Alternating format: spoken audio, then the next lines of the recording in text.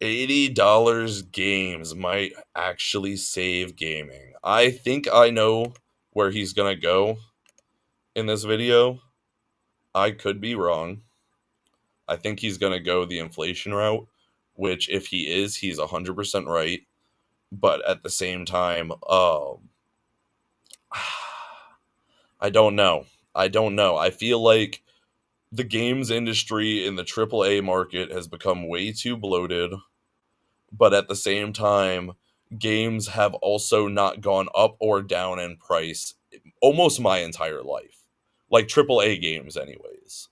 Um the only exceptions I can remember exactly were like back in the day Pokemon games used to be like $30 and now they're $60 titles. Like that's one that I remember that was like a big one for me personally. Um but uh, I don't know what the answer is because I genuinely believe what's going to happen in the game industry is we're going to get this price hike. We're going to get this $80 price hike, right? And then um we're going to see game studios shrink. So then we're going to have games that don't cost as much but now have an increased price. And that is going to create a lot of profit and possibly rebloat the industry. That's what I think might end up happening. It could just further inflate the industry and we just continue to see bigger and bigger teams. I could be Games wrong. becoming $80 is a good thing for casual gamers. Before you hit that dislike button, let me explain myself. More and more studios are looking at releasing base games for $80. Not Whoa. Okay. special editions, not bundles, just the standard version of a game for Whatever that was, guys. nearly $100. As a casual gamer, at first this was quite frustrating, but now weirdly I think it might actually be a good thing for us because it's exposing how badly the AAA Yeah, sorry. space has lost touch with its audience, and it's forcing more and more of us to look elsewhere, towards better value, better experiences, and yes, towards the massive backlog most of us have waiting for us. $80 isn't just a number, it changes how people buy games. At that price, at $80, I have to know.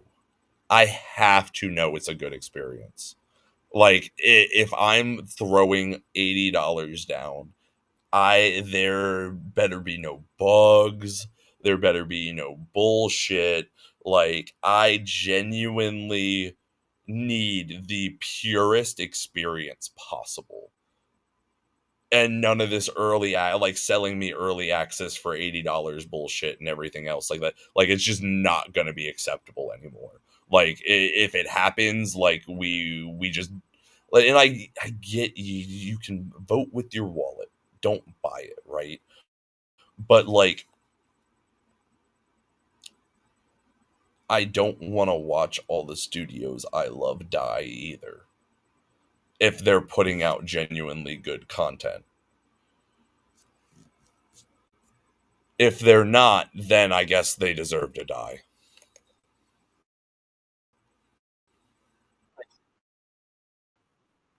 you're not making a casual purchase Worth my worth time. it. And more often than not, the answer is no. And it's not just about whether the game is fun, it's whether it respects your time, whether it works at launch, or whether it gives you a complete experience. But increasingly, AAA titles are launching with major bugs, incomplete systems, or a clear roadmap that tells you this game will eventually be good, just not today. And even when the game is good, it often takes far too much of our limited free time just to get to the part where it actually becomes enjoyable. So when the price tag jumps to $80, people start. I think that's a big part also. Like games want you to invest so much time into them before they actually become engaging.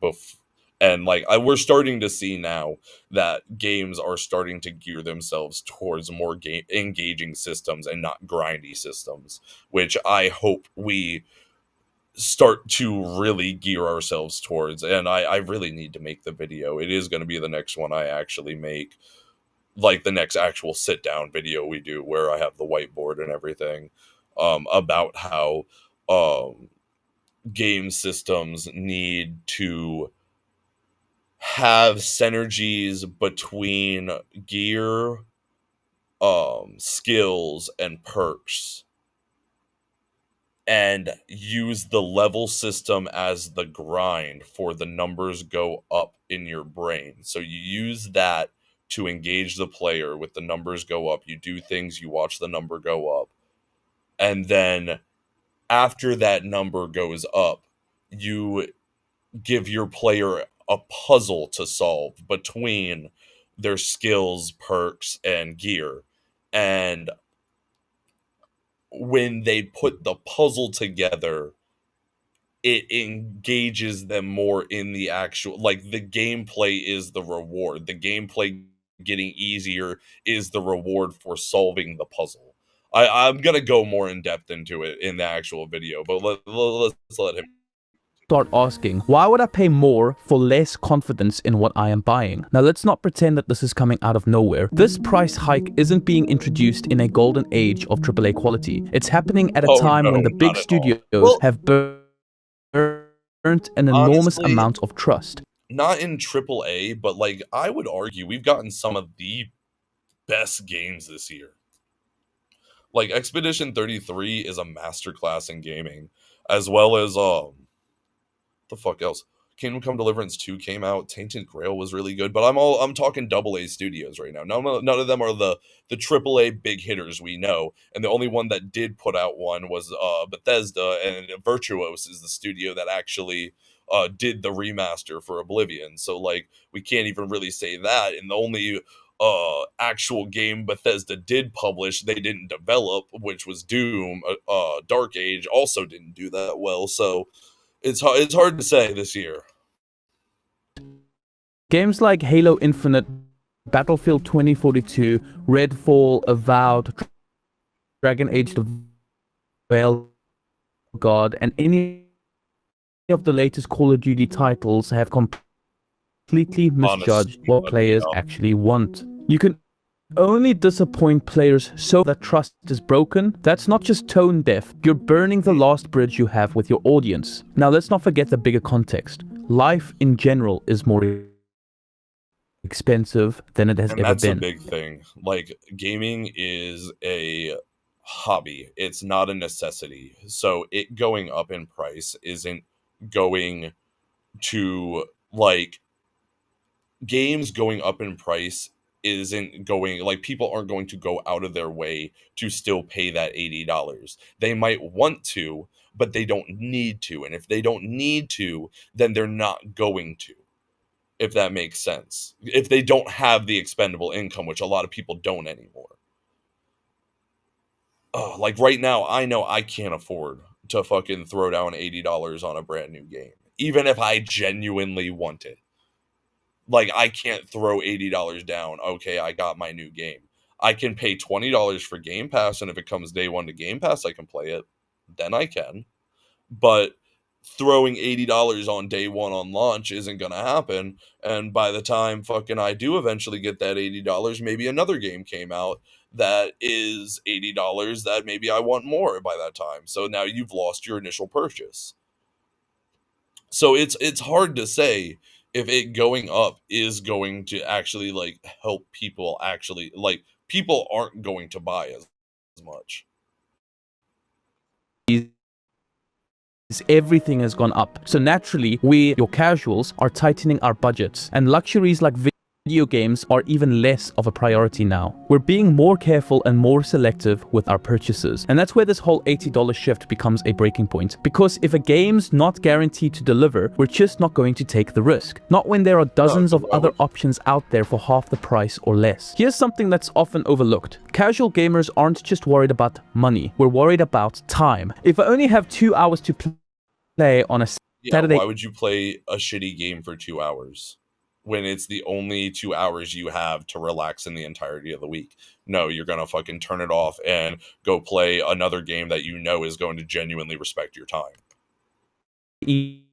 evening, I want to spend that time actually playing and having fun, not getting frustrated over bugs or sitting through a 2-hour grind just to try and see if I can get to the fun part, which might not even show up. We want focused, intentional... And as a developer, I have also experienced this. I did not respect the player's time in Skills and Slime with the difficulty, because if you die in Skills and Slimes, you lose all of your whatever you were currently grinding for. So for a fix, I created the fucking body system that's like in Dark Souls, where if you die, you'll drop a body in place. So then you can go and then collect that body if you get there before dying again, which will respect the player's time more, make the grind feel a little less grindy, and not make the player feel like dog shit necessarily. Now, I also did quite a few other things in my game that I know now is terrible as a developer, and I probably will never do again, but Skills and Slimes was an experiment to see exactly how far I could push the Godot engine. Design and fun. We want games that respect us as players. That used to be what AAA studios excelled at, but now there's no passion or innovation anymore. A lot of these games feel half-baked, and it makes spending $80 feel irresponsible and stupid. When thinking about this especially $80 price tag on games, I actually get quite excited by it now. Because for me, this is finally the death of FOMO. Now, one of the biggest time we're I have a bad take. I have a really bad take. I like Starfield. I do. Call me a Bethesda simp. Call me whatever you want. I know. It's not a good game, but it's a good life sim in the stars. That's it. That I know that's not what people want out of Bethesda Game Studios, but like that's what we got. And I think it genuinely does that well. And like I didn't think that was terrible. I think everything else was terrible, like the quest design, the fucking quest choices, the actual subject matter, bugs was fucking terrible, but like it actually felt like a world other than exploring outside. I will say, like, the procedural generation of the planets was retarded. I don't know why they ever thought that was a good idea. They should have taken Q out of Outer Worlds book and done like 3 or 4 fucking concise planets with locations that you can genuinely go to, and like the world's the same every single time. Sure, you don't have like hundreds of hours worth of gameplay, or well, I guess thousands and thousands of hours worth of gameplay, but at least you have hundreds, and that's all you need.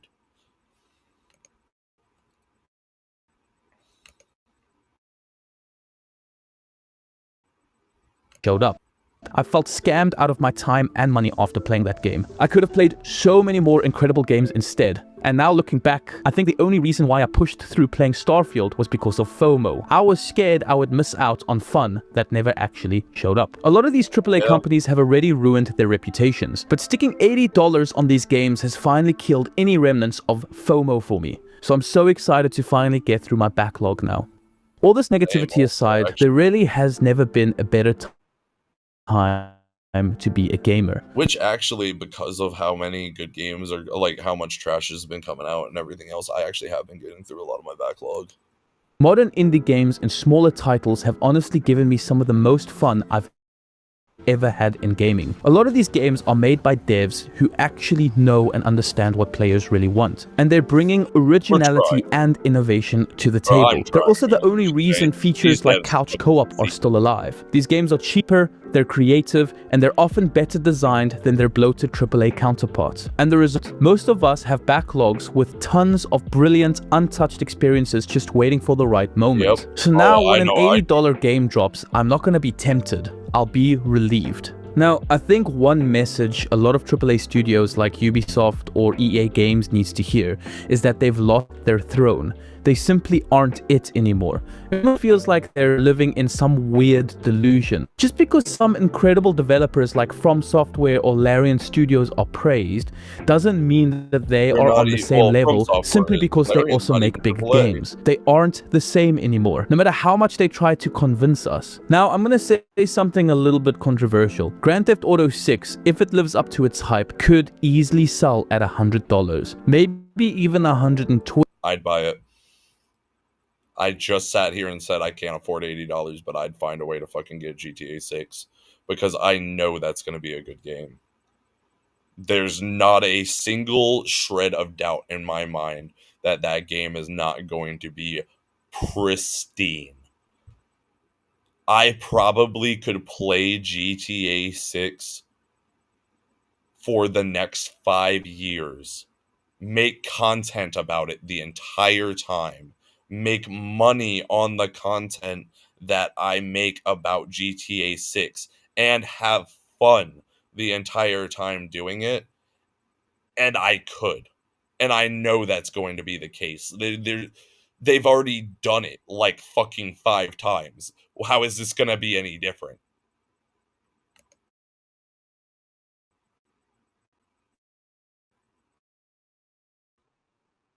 $20. It is Rockstar Games. This is a one-of-a-kind exception though, but I wouldn't be surprised if other AAA publishers would try to push for the same pricing if Grand Theft Auto 6 is that expensive. In reality, I can't even think of any other company that is good enough to increase their price to that amount and still be able to sell games. I can only think of this working for Grand Theft Auto 6. Even now with the Elder Scrolls 6, I think a lot of fans are genuinely concerned after Starfield. Maybe they would be able to sell well for $80. Even after fucking the Oblivion remake dropped, I know that this game might be bad. Elder Scrolls 6 might be bad. I don't want it to be bad. I genuinely do not want Elder Scrolls 6 to be bad. I might burn Bethesda's game studios down if it is. Like, genuinely. But it's a possibility that we're in that reality, and I don't know if I can cope.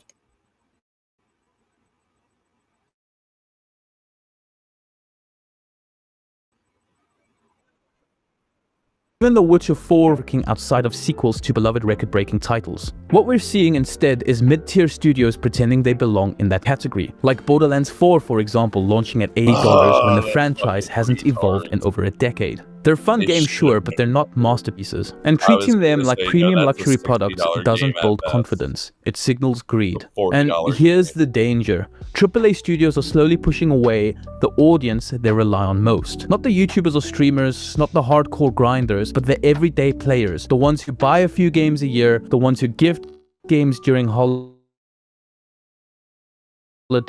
and the ones who show up because gaming is fun, not a second job. If you Okay, I kind of see where he's getting at now. Like, so what he's getting at is that because they're going to be $80 experiences, we're only going, like I was saying at the beginning of the video, we're only going to buy them if they're complete good experiences. And if they're not, we're not going to spend the money on them. Therefore, they're going to go away. So gaming as a whole will get better because they're going to have to get better. And if they don't, then we're just not going to buy it.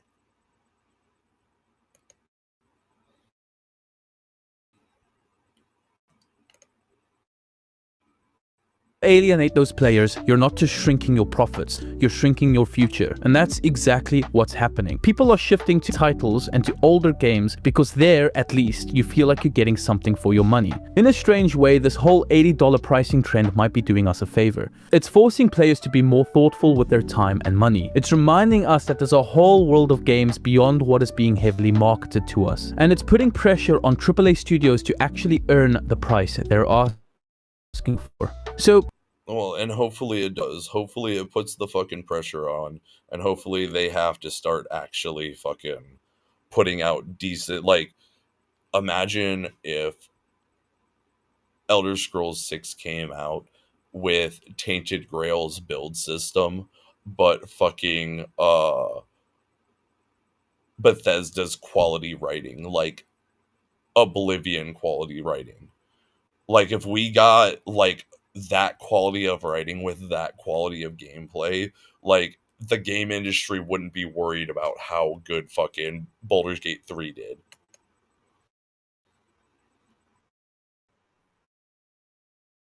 Yeah, it's frustrating, but it's going to push gaming into a healthier, more balanced future. Or maybe this will be the straw that finally breaks the camel's back. As always, thank you everyone for watching, and thank you so much to my Patreon.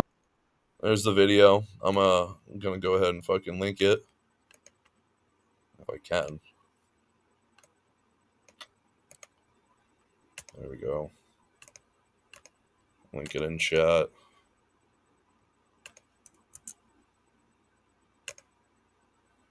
Pin that shit up there.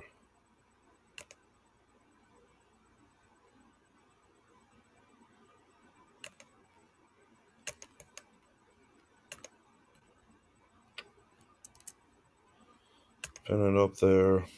There you go.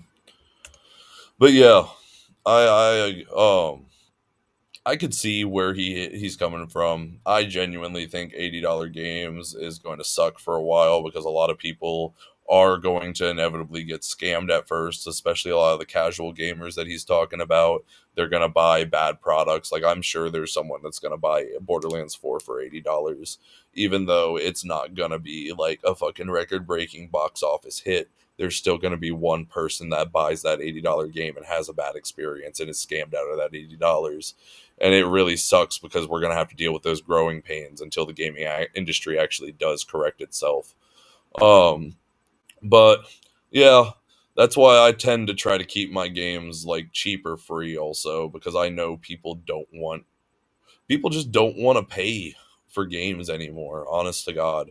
Like they don't want to drop money on an actual purchase. They want to rent time for a small experience. And the more I've developed games, the more I've come to that reality and understanding. I know a lot of people in the core gaming space won't like that take, but it's what I've seen. Like I've tried to outright sell my games for a cheap price. Like I've outright tried to sell them for $1 to $2. And like you can say I make shitty games. Like I'll give you like a couple of my games are genuinely shitty, but here recently I've dropped like I want to say like 2 or 3 decent bangers. Like I won't say like they're the best games ever, but made by one person on a shitty laptop, they're decent. Nobody wants to play them, or nobody wants to pay for them, I should say. Nobody wants to actually pay for them. But the minute I put them up for free, or I release a demo of it, or I make a browser version or something of the game, people fucking flock to it and they play it and they love it. And so it's not like the last couple of games I've released, I've realized it's not that I'm making bad games. It's that people don't want people don't have the actual time to be spending money willy-nilly. So if they don't think they're ever going to actually play the game, they won't pay for it. So if it's a small indie title like mine that you don't think you're going to get thousands of hours out of, and you think you're only going to get like a 2 or 3 hour experience, people don't want to pay for that. They want to pay for that. They want to pay for like Hades or like one of those like in which are good experiences that should be paid for and everything. But in my experience, I've found that when I make smaller games, people don't want to outright buy it. They want to play it for an hour or two and then never touch it again. And that's fine, but they don't want to pay for that experience. And that makes me have to go through avenues like ads and other things like that to actually make money off of my games. So, like, yeah, I've noticed that that a lot of times, especially on the lower end of the indie space, people don't want to pay for only an hour or two of an experience, especially if they don't know what the experience is going to be beforehand. So this will correct, and I went on a rant there, and I don't know why. So anyways, we're going to move on.